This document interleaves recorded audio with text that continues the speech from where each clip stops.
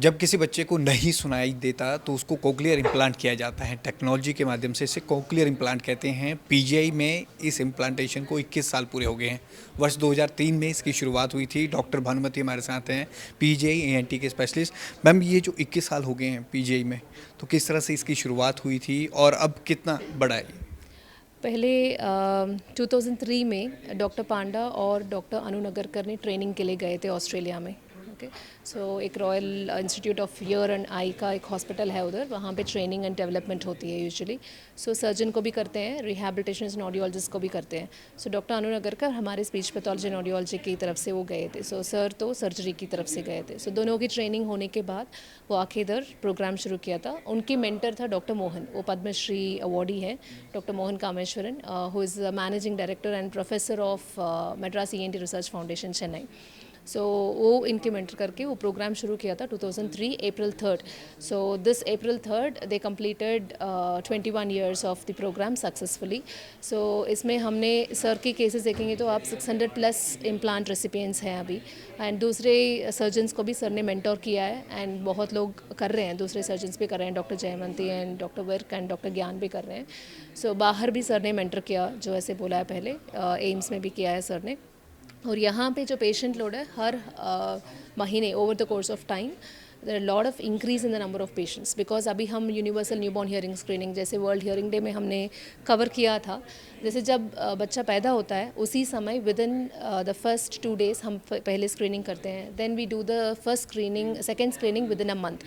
सो अगर इस दोनों में हमारा रिजल्ट फेल आ गया तो फिर उनका पूरा डायग्नोस्टिक एवैल्यूएशन होते हैं। अगर डायग्नोस्टिक एवैल्यूएशन में बच्चा का हियरिंग लॉस आ रहा है, confirmed hearing loss, then we immediately aid them, because हमारी जो अप्रूवल है अभी 12 months के ऊपर ही कर रहे हैं cochlear implant after 1 year of age. So इसलिए हम हियरिंग एड में लगा देते हैं उनको। सो हियरिंग एड में उनको जब आदत होता है सुनने में, अगर उसमें कुछ फ़ायदा आ रहा है वो हियरिंग एड कंटिन्यू करते हैं। अगर हियरिंग एड में फ़ायदा नहीं आ रहा है then we advise them for cochlear implants. Cochlear implant का एक जैसे क्वेश्चन सबने पूछा है कि ये लाइफ टर्म के लिए होता है कि इसको फिर बाद में प्रॉब्लम भी आती है बच्चों को, और ये किन बच्चों में करने की ज़रूरत पड़ती है? जिस बच्चों को हियरिंग एड से बिल्कुल बेनिफिट नहीं आती है, जैसे 90% एंड अबाउ लॉसेस जो बोलते हैं, 99 dB तक उनको सुनाई नहीं देता है, you call it as stone deafness in layman terms, but उनको तो हम एडवाइस करते हैं कि हियरिंग एड से अगर फ़ायदा नहीं आ रहा है फिर कॉकलियर इम्प्लांट कर लो। But it is not that सारा time we get only the children with typical sensory neural hearing loss patients, but उसमें एसोसिएटेड प्रॉब्लम्स भी हो सकता है, जैसे न्यूरो डेवलपमेंटल डिसऑर्डर्स होती हैं, ऑटिज्म, सेरेब्रल पाल्सी। सो उसमें भी हियरिंग लॉस हो सकता है उस बच्चों में भी। सो उनमें जब अगर हम रेफ़र कर रहे हैं कॉकलियर इम्प्लांट के लिए, उनके लिए rehabilitation would be very intensive, because जो बच्चे कुछ एसोसिएटेड प्रॉब्लम्स नहीं होती है उनमें तो कॉकलियर इम्प्लांट डालने में उनका जो प्रोग्नोसिस है वो बढ़िया होता है। बट जिस बच्चे को ऑटिज्म भी है और cerebral palsy is associated, then associated neurodevelopmental disorders में थोड़ा डिले होता है, but definitely they will make progress. But the thing is our motive is जितना जल्दी करें उतना जल्दी उनका इम्प्रूवमेंट भी होगा, because we talk about the neuroplasticity, right. So last time भी मैंने एक्सप्लेन किया होगा आपको, 2 साल तक वो सैचुरेट हो जाती है auditory cortex, neural networking and all. So there we try to tell them that अगर आपके बच्चा नॉर्मल हियरिंग बच्चों जैसे एट पार होना चाहिए, अल्टीमेट गोल इज़ उनको एकेडमिक अचीवमेंट है। सो इन बच्चों के लिए भी वही हम देख रहे हैं कि ये जो बच्चा कॉकलियर इम्प्लांट या हियरिंग एड पहन रहे हैं वो भी वहाँ जाके वो अच्छे से बोले, इंटरेक्ट करे पीयर ग्रुप में, रीडिंग कॉम्प्रहेंशन हो गया या राइटिंग हो गया, सब कुछ at par with the normal hearing बच्चे करना चाहिए। So that is the ultimate goal of the team. Ma'am, इसकी कोई एज बैरियर है कि मतलब 1 साल के बाद होता है, ये आपने बताया, तो ये 10 साल के बाद नहीं होता है? 10 साल तक की एज के बाद? नहीं, ऐसा नहीं है। सो अगर एक बच्चा का आइडेंटिफिकेशन बहुत लेट हो रहा है, it's not that all the parents come immediately to us. I told you newborn hearing screening जब शुरू किया था हमने रिस्क बच्चों के लिए, एट रिस्क फैक्टर्स जो होती है बच्चों के लिए जो निकू में एडमिट होते हैं, उनको हाई रिस्क बेबीज़ बोलते हैं, सिर्फ उन्हीं को कर रहे थे। सो बाद में तो उनका रिहैबिलिटेशन और सब कुछ यहाँ पे हो रहा था, बट जब यूनिवर्सल न्यूबॉर्न हियरिंग स्क्रीनिंग हमने शुरू किया छोटे छोटे बच्चे भी आते हैं, but it is not always that the छोटे बच्चे जो हम रेफ़र कर रहे हैं डायग्नोस्टिक एवेल्यूएशन के लिए वो यहाँ आके पूरा कंप्लीट हमारा प्रोटोकॉल करके जाते हैं और उसके बाद हियरिंग ही लगाते हैं, ऐसा नहीं है। वो सोचते हैं कि वो पेरेंट्स होते हैं ना, ग्रैंड पेरेंट्स उनके घर में, कि आप भी ऐसे ही बोलते थे 4 साल में 5 साल में, वेट करो, उसकी पापा भी ऐसे बोला था, उसकी मम्मा भी ऐसे बोला था, ऐसे करके ग्रैंड पेरेंट्स की वजह से बहुत डिले हो जाता है।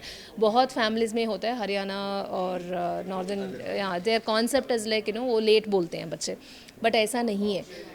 वो सुनाई का टेस्टिंग के लिए भेजते नहीं है बच्चे को। सो उस समय क्या होता है, बच्चा 5 साल के बाद अगर बिल्कुल एक वर्ड भी नहीं बोल रहा है, जब स्कूल में जाएगा इशारा में बात करना शुरू करेगा सबके साथ, फिर पेरेंट्स हमारे पास लेके आते हैं, then that becomes a real big problem. So because उनको रिहेबिलिटेट करना भी उतना डिले होता है, क्योंकि उनका जो प्लास्टिसिटी है वो ख़त्म हो गया। फिर उसको जब भी हम सिखाते हैं, जितना हमें 10% एफर्ट इसमें डालना है छोटे बच्चों में, तो इनके लिए हमें 40 to 50% ज़्यादा डालना पड़ेगा। एंड पेरेंट्स को भी वो एफर्ट होती है, बच्चे को भी वो एफर्ट होती है, उसको कहते हैं हम लिसनिंग एफर्ट। दैट्स बिकॉज एक साइड इम्प्लांट के लिए फंडिंग इनको कर सकते हैं ज़्यादा, इंडियन पेरेंट्स में ना वो फंडिंग इशू बहुत है, lower socio economic status, middle socio economic status में। सो ज़्यादातर अगर आप देखेंगे तो हमारे पेरेंट्स हैं सारे एक तरफ तो जल्दी कर देंगे, दूसरे तरफ तो करते नहीं है इम्प्लांट, क्योंकि वो सोचते हैं कि एक तरफ करने में वो बच्चा अच्छा सा बोलेगा। सो बोलते हैं बच्चे, बट अगर आप एक आंख को बंद करके देखेंगे कितना इन्फॉर्मेशन आप विजुअली देख सकते हो, वैसे दोनों आंख में जो हम देख रहे हैं उसको तो अलग होता है। Same way in hearing. Process की अगर हम बात करें और इस पे कितना टाइम लगता है और कॉस्ट कितना करता है? So cost ranges from minimum 5 lakhs to 15.5 lakhs. So minimum basic जो प्रोसेसर है वो 5 lakhs को इंक्लूडिंग GST आ जाएगा आपको रेट कॉन्ट्रैक्ट में, PGI रेट कॉन्ट्रैक्ट में। And the highest implant if you take in different companies it goes up to 15-16 lakhs. So अगर अफोर्डेबल है बच्चे की पेरेंट्स हो तो दोनों तरफ कर लेते हैं साइमल्टेनियस, क्योंकि हम एडवाइस तो दोनों तरफ करते हैं, क्योंकि बच्चा पैदा होता है नॉर्मली दोनों तरफ से सुनने में, उनको अच्छा सा बात करने में भी सीख लेते हैं। बट अगर एक ही तरफ करते हैं, दूसरे तरफ का ट्रेनिंग हम नहीं दे रहे हैं। So basically this is like, अगर राइट साइड में हमने किया, लेफ्ट हेमिस्फेयर को हम ट्रेन कर रहे हैं, लेफ्ट ईयर से हम सुन रहे हैं, वो राइट हेमिस्फेयर में प्रोसेस होती है। सो 8 साल के बाद वो अगर दूसरे कान में इम्प्लांट कर रहे हैं, यहाँ पे हुआ है ऐसे सीक्वेंशियल इम्प्लांट्स भी होती है, क्योंकि हम उनको फोर्स करते हैं कि कर लो दूसरे कान का भी, क्योंकि लोकलाइजेशन किस तरफ से डायरेक्शन से साउंड आ रही है। अगर टीचर ऐसे घूम रहे हैं क्लास में, उस बच्चा को तो पता होना चाहिए कि टीचर अगर पीछे जाते हैं इस कान से तो सुनाई नहीं देता, इस कान से जो मिशन है इम्प्लांट है उसी साइड पे उनको अच्छा सा सुनाई देता है। So this information is missed out, so we keep telling them. But 8 years के बाद जब करते हैं ना, बच्चे को लिसनिंग एफर्ट ज़्यादा होता है, क्योंकि वो ट्रेनिंग में दोबारा आपको पहले से शुरू करना पड़ेगा, इस कान के लिए अलग से। सो इसको निकाल के आपको इस कान से अलग से ट्रेनिंग करना पड़ता है। सो इट्स नॉट लाइक इसको आपने ट्रेन कर दिया सो उसको इस कान से भी सब कुछ समझ में आएगा, उसको समझ में नहीं आएगा, वो शोर जैसा ही होता है उनको।